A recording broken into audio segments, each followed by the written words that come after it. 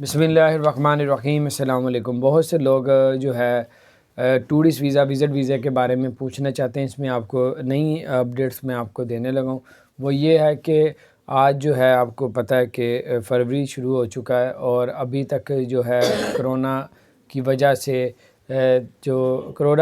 تو نہیں کیا تھا 13-14 ملکوں میں تقریباً اب جو ہے وہ جو ٹورسٹ ویزا معطل کیا انہوں نے، کہ بند نہیں کیا، معطل کیا ہوا ہے۔ ابھی تک جو ہے اس پہ عمل کی شروعات نہیں ہوئی، لیکن جن لوگوں کی عمریں جو ہیں وہ 40 سال سے زیادہ ہے ان کو ویزا مل رہا ہے سنگل، اور جن کی عمر کم ہے ان کا ویزا ریجیکٹ کیا جا رہا ہے۔ تو اس لیے تھوڑا سا مزید انتظار کر لیں، پیسے ضائع نہ کریں، اور اگر آپ نے جانا ہی ہے تو پھر فیملی وزٹ ویزے پہ اپلائی کریں۔